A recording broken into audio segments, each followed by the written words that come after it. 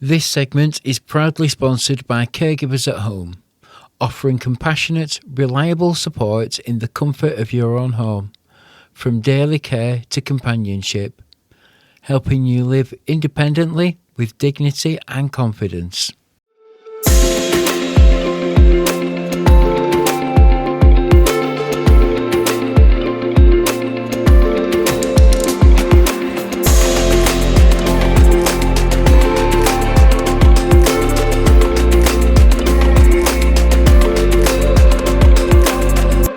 Hello and welcome to another episode of Living Confidently with Sight Loss, the podcast from Envision where we share real stories, practical advice and inspiring conversations to help people live confidently with sight loss.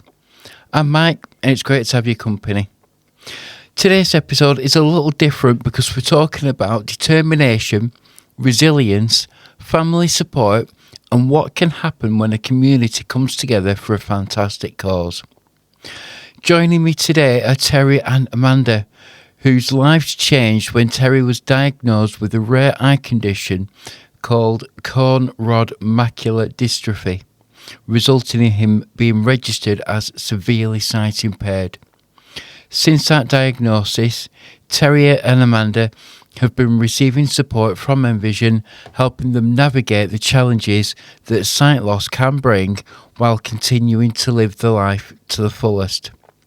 Recently, along with an incredible team of colleagues from Amanda's workplace, as well as friends and family from Nutrition Group, they took on the Tough Mudder Yorkshire 5K, a challenge involving mud, ice baths, towering walls and plenty of obstacles, all to raise money for Envision and to help ensure that other people facing sight loss can receive the same life-changing support. Today we'll hear about Terry's diagnosis, Amanda's perspective as a partner, what motivated them to tackle one of the toughest obstacle courses around, and what they've learned along the way. So if you haven't already, put the kettle on, get comfortable, and let's meet Terry and Amanda. Okay, so if we start with you, Terry, if you could tell us a little bit about yourself and when you first began noticing changes in your vision. So quite a long time ago, probably from the very start, maybe 10 years ago, just sort of waking up and looking at the wall or something and questioning whether I was just tired or can I see that as well as I could, and very subtle changes. And then eventually it has deteriorated very slowly, which has been helpful for me to kind of accept it slowly. Yeah, I know what you mean. But yeah, over time, it really started. Probably the last 2 years, it probably really started affecting me. Then things like I wasn't allowed to drive anymore, and then reading became a lot more difficult. And then eventually it was. I was getting seen by the hospital and they registered me visually impaired. Correct me if I'm wrong, you were diagnosed with, is it Cone Rod Macula Dystrophy? Yeah. I'm pronouncing that right. Dystrophy. Yeah. I think. Yeah. Can you explain what that condition is and how it affects? Yeah, so it's a hereditary disease, so I've had it passed on to me. There's 50-50 chance I could pass it on as well. I don't know if that disease does just affect your central vision, but that's how it's affected me. So I have good peripheral, so walking around and stuff I'm a bit more safer, but stuff like reading and crossing the road and stuff can be quite hard because I can't, especially on a fast road. Okay, far away. I mean, how did you feel when you received the diagnosis? If you don't mind me asking. So I kind of knew that something was going on. Yeah. Obviously, but we had to push quite hard, didn't we, for the diagnosis? We struggled with going to lots of different hospitals and stuff, and we couldn't quite get there, but I would have given up myself. But Amanda kept pushing me to go to appointments. I'm very stubborn. Yeah. And so eventually they referred me to Manchester, and I had a genetics test. So that's how I managed to find out exactly what it was. And then when I got registered as well, it was kind of a bit of a relief, knowing what it was and knowing like now I could get help, because I kind of like hid it for quite a while and buried my head in the sand. So when I actually got registered, it was a massive mixture of emotions. I was glad, but then all the other emotions, like, why is it happening to me? Upsetting. But I had a lot of help from Linda, the eye clinic liaison officer. She was very nice. Amazing. Yeah. And she helped me get my appointment quicker and stuff. So it was really glad I reached out to her. Yeah. Amanda, how's all this been for you? How have you coped with it all? And it's been a roller coaster. Yeah. To be honest, when he was registered as severely sight impaired, it seems like it's going to be, not the worst thing, but in a way we've got so much help now that it's kind of, I feel relieved, because we've kind of felt like we were on our own with it, not knowing what to do, where to go, who to ask for help.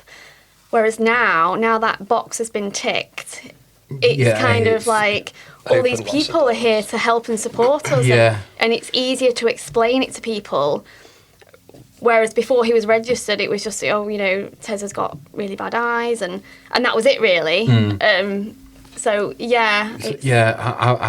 this support available has really made it easier. It's been easy, like a lot better for him and also for myself. It was the best thing that could have happened. Really. Without Linda, I don't.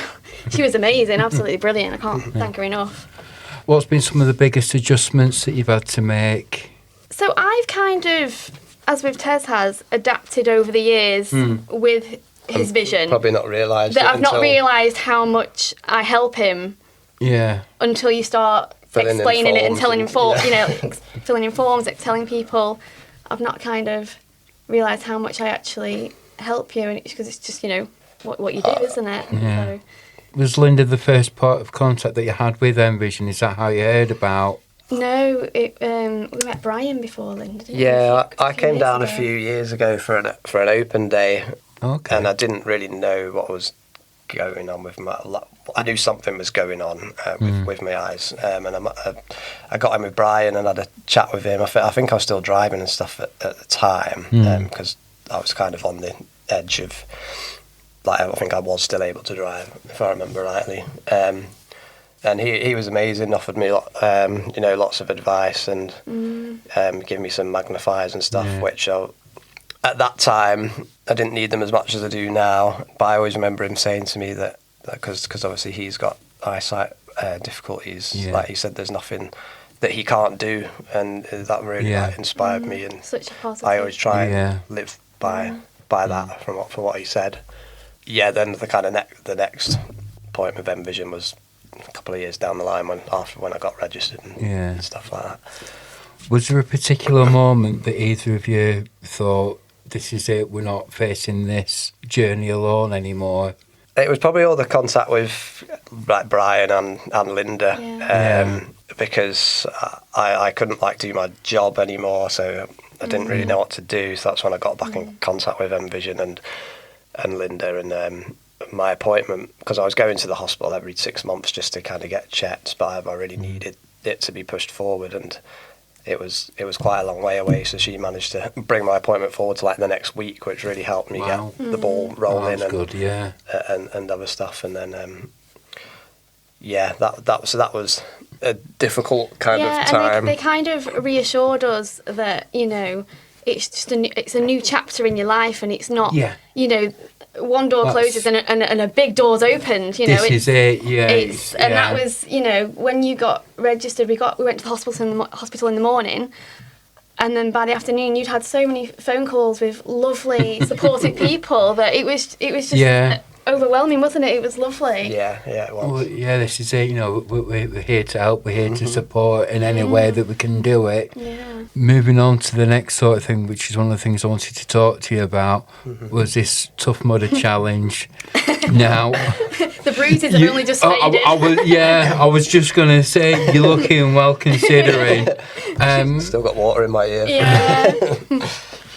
I mean, where did the idea of the Tough Mudder come into it? Could you slightly explain what a Tough Mudder challenge is as well? So I've heard about Tough Mudder for quite a few years, and it's just something I've always wanted to do. Right. And I mentioned it to my friend Lindsay at work, who I sit next to, and I just mentioned that I really wanted to do it. And then before I knew it, she'd organised it all, sent an email out, and it was just happening. So it was more of like a work... Like a team building kind of. So, and everyone was up for it. We were quite surprised how many people wanted to do it. Yeah. And then when Tez got registered, again, my friend Lindsay said, well, why don't we do it for Envision? Because I told her all about how brilliant you were. Yeah. And she said, well, why don't we raise money for Envision? And I was really taken aback, and we were both were, weren't we? And then so we asked if everybody else was okay with that, because it wasn't just us that were doing it, and great, brilliant. Brilliant. Before we knew it, the ball was rolling. And but so we did the 5K. Yeah. Thank goodness. I don't think we did. Yeah, they do a longer one. So, and it's like just 5K running, and then lots of obstacles in between, isn't it? With water and mud and climbing. Yeah, standing on. And you've got to get over things and be as a team, haven't you? To get it's over. all about teamwork. It's not about who can finish first or who's the fastest, who's the slowest. It's you just all about work completing together. it. Yeah. Which is brilliant. How do you prepare for something like that? Amanda did a lot of training in the gym and stuff. Yeah, I got a personal trainer for a month last year just to help me work on upper body, because I've got no upper body strength. Right. And then I just upped my game at the gym. Yeah. I didn't do anything. I just turned up because Tez is one of them annoying people who can just do nothing. Freewheeled it, yeah. And then do a 10k run, and it's really annoying. You didn't have any concerns about doing it or anything, or? I think because we had like a lot of people to help, like, because obviously with my eyesight and stuff, some of the things could have been difficult, but because we all kind of waited at each obstacle and made sure everyone got across. And our t-shirts were really bright as well, which really helped. Yeah. Because you can spot anyone who was like left behind or who was in your team, because obviously Tez doesn't work with my work people, so he doesn't know who they all are, so it was good to know exactly who your team was. It was really good. Team spirit throughout the day. Oh, brilliant. Even at work on the Monday, everybody was just still buzzing about it, weren't they? Nobody phoned in sick because they couldn't get out of bed. I actually texted my CEO on the Saturday night and said, no injuries, we will all be in work on Monday. Yeah, luckily there was no, just bruises mostly. A lot of bruises. But. Was there any particular challenge or obstacle that you found the most challenging? Anything that you got to and thought, no, not doing it? So the one that I thought was the worst was Abada's favourite, which is quite funny. Yeah. It was just the cold water, so it was like a slide into a pool of water where you couldn't touch the bottom, and they were just filling it full of ice, so it was the shock of I couldn't, like, I just had to go and do it, because if I'd have thought about it I would have not done it. And then you went down the slide, plunged really deep into the water, had to come back up and then go back under again to swim under the tyres. It was just the shock of the cold for me, and then it wasn't the warmest day either, so everybody's lips turned blue after it. That cold. Really? Yeah, I loved it. Wow. Yeah, I loved it. Yeah, you enjoyed that one, didn't you? I liked most of all, I liked the kind of climbing one where we all had to help each other up, like climb up each other and stuff. Yeah, because at one point there was this climbing one, and I was like, oh, where's Ted? Is he okay? And he was up top. I didn't even see him get up it. Looking back then, what has the whole experience taught you about resilience and confidence? I think, sometimes you've just got to go for it. Yeah. Yeah. Not don't think about it, just do it. Yeah, just do what you gotta do. And I think we did all feel more confident afterwards, didn't we? Yeah. And because we braved a lot of, like there was one obstacle which was like electric shocks. It was like wires dangling down, and you get electrocuted. And I kind of didn't want to do it, but it was the last one, so you think I've done everything. I'm going to have to do this one now. But luckily, the wind was kind of blowing them out the way, so I managed to duck underneath them. If I can ask you, Terry, has living with sight loss changed your outlook on life in any unexpected ways? Unexpected, I'd say yes, as in like a positive way.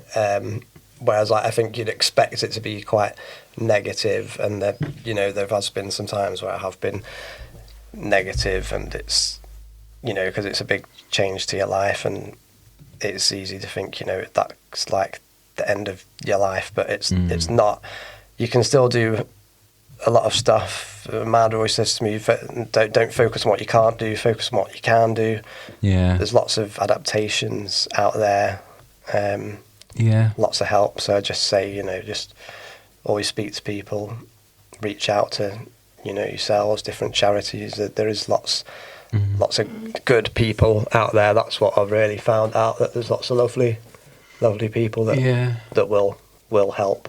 Yeah, I mean, just because maybe you can't do something one way doesn't mean to say you can't do it another. Exactly. Yeah, totally. Yeah.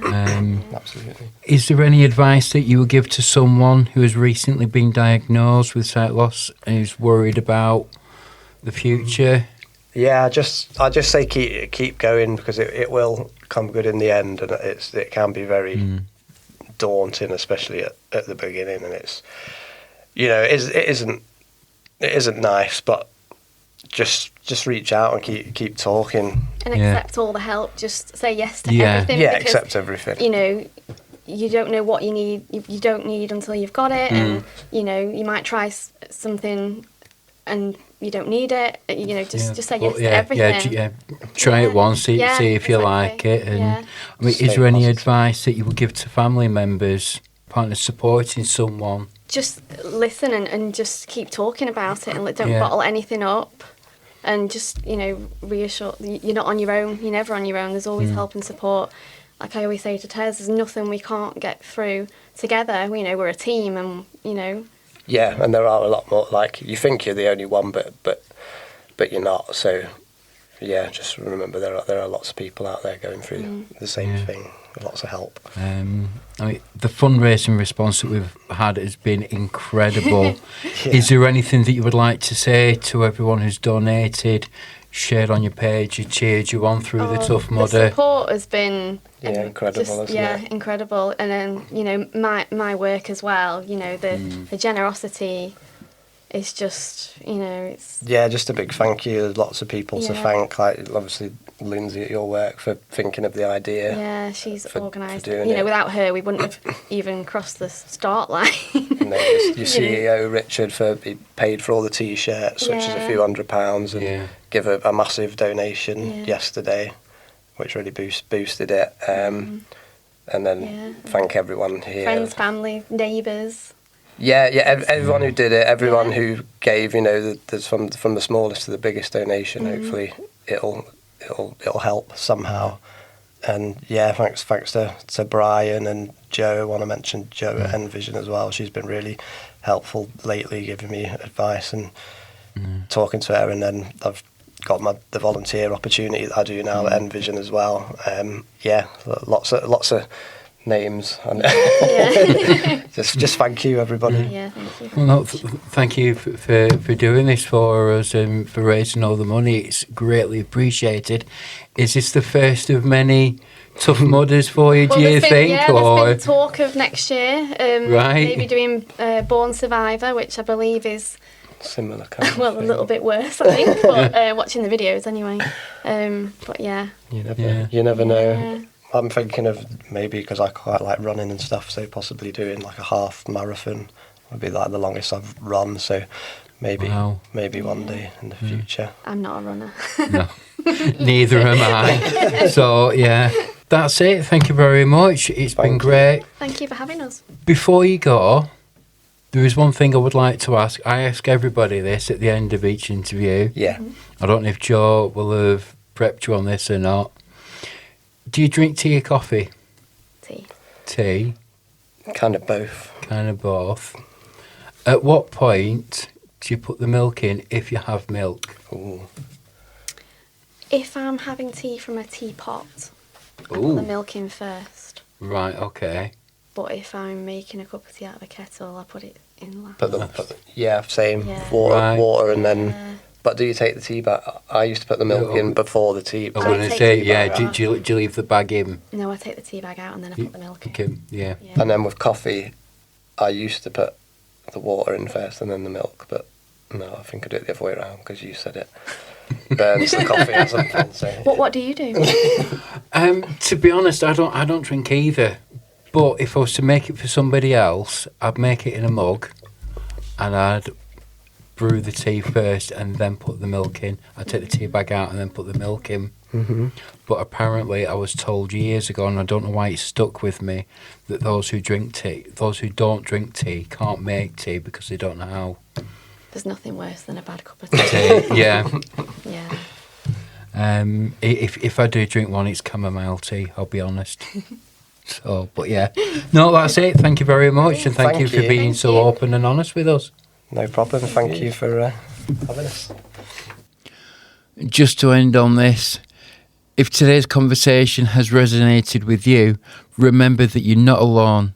Whether you've recently been diagnosed, or supporting a loved one, or just simply wanting to learn more, Envision is here to help. Please give us a ring on 01253 362696 or email info@envision-nw.co.uk.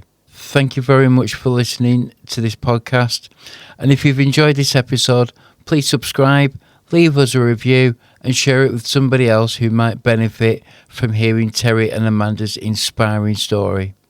Until next time, take care, stay positive and keep living confidently. Bye for now.